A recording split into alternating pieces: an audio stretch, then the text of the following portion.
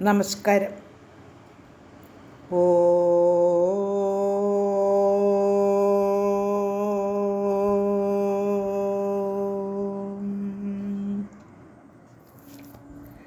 ഓ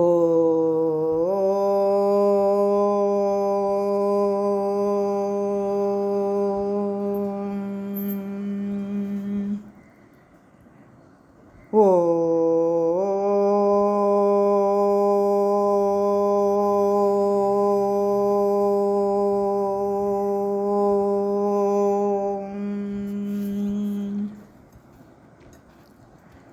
ഓം നമോ നാരായണായ. ഹരിനാമകീർത്തനം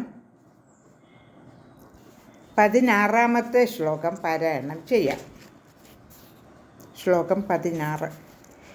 ഇക്കണ്ട വിശ്വമതുമിന്ദ്രാദിദേവകളും അർക്കേന്ദുവന്നികളോടൊപ്പം ത്രിമൂർത്തികളും അഗ്രേ വിരാട് പുരുഷ നിന്മൂലമക്ഷരവും ഓർക്കായി വരേണമിഹ നാരായണായ നമ. നാരായണായ നമ. നാരായണായ നമ. നാരായണായ നമ. നാരായണായ നമ. നാരായണായ നമ. നാരായണായ നമ. നാരായണായ നമ. നാരായണായ നമ.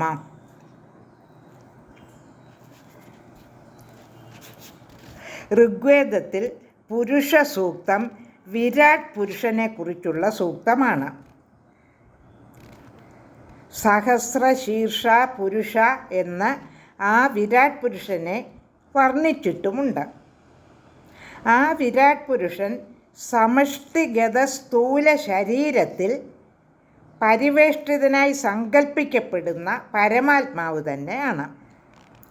സമഷ്ടിഗത സൂക്ഷ്മ ശരീരത്തിലാകുമ്പോൾ അതേ ബ്രഹ്മം ഹിരണ്യഗർഭനെന്നും കാരണശരീരത്തിലായാൽ കൂടസ്ഥനെന്നും പറയപ്പെടുന്നു.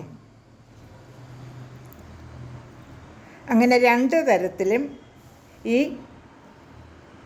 പരമാത്മാവിനെ പറയപ്പെടുന്നുണ്ട്. ഉപാധിരഹിതനായി നിൽക്കുന്ന പരമചൈതന്യമാണ് ബ്രഹ്മം. അതുപോലെ തന്നെ ബ്രഹ്മം വ്യഷ്ടിഗതമായ കാരണശരീരത്തിൽ പ്രാജ്ഞനെന്നും സൂക്ഷ്മ ശരീരത്തിൽ തൈജസനെന്നും സ്ഥൂല ശരീരത്തിൽ വിശ്വനെന്നും പറയപ്പെടുന്നു.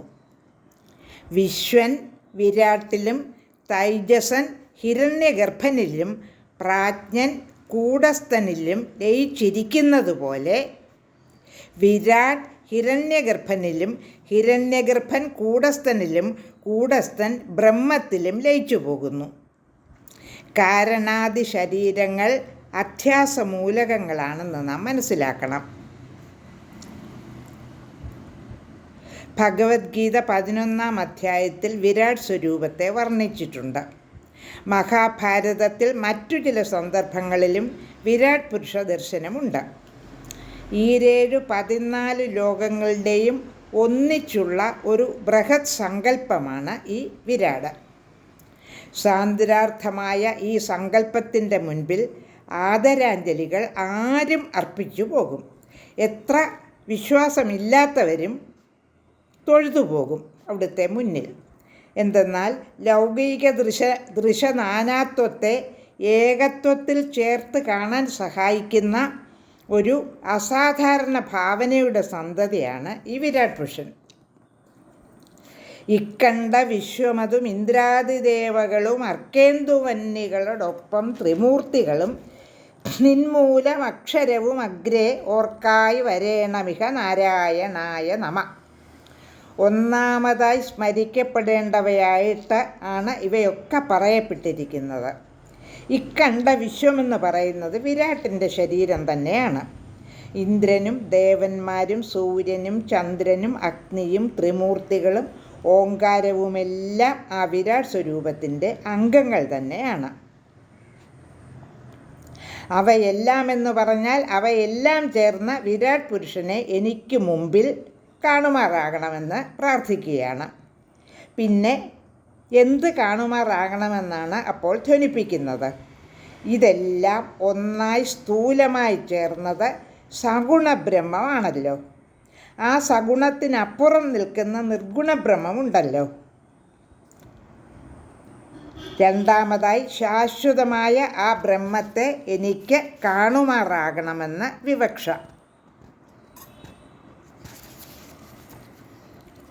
സഗുണാരാധനയിൽ ഉറച്ച സാധകന് മാത്രമേ നിർഗുണാരാധനയിൽ ചെന്ന് നിൽക്കുവാൻ സാധിക്കുകയുള്ളൂ. നാം കർമ്മം ചെയ്യുമ്പോൾ നമുക്കും കർമ്മത്തിനും മധ്യത്തിലെന്ന പോലെ നമുക്കും കർമ്മഫലത്തിനും മധ്യത്തിൽ നാം ഈശ്വരനെ പ്രതിഷ്ഠിച്ച് കർമ്മഫലങ്ങളെല്ലാം അവിടെ സമർപ്പിക്കുന്നു.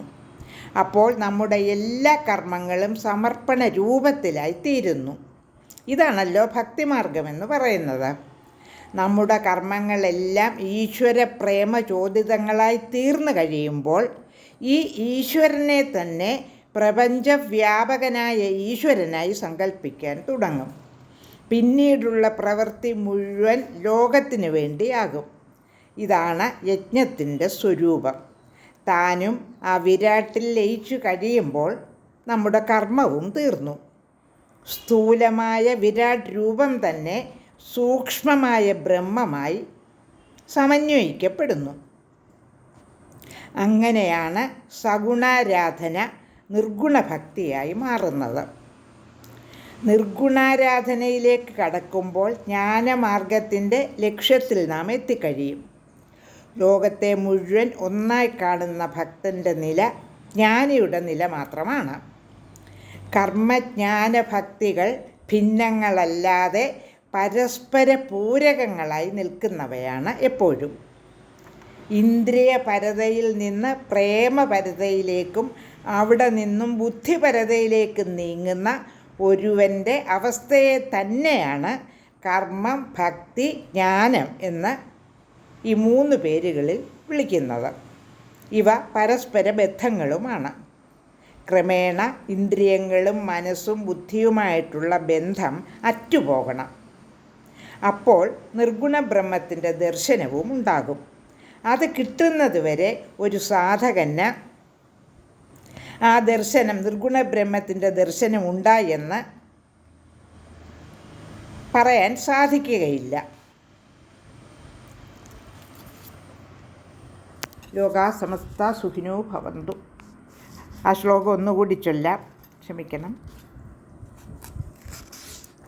ഇക്കണ്ട വിശ്വമതുമിന്ദ്രാദിദേവകളും അർക്കേന്ദുവന്നികളോടൊപ്പം ത്രിമൂർത്തികളും അഗ്രേ വിരാട് പുരുഷ നിന്മൂലമക്ഷരവും ഓർക്കായി വരേണമിക നാരായണായ നമഃ. ലോകാ സമസ്ത സുഖിനോ ഭവന്തു.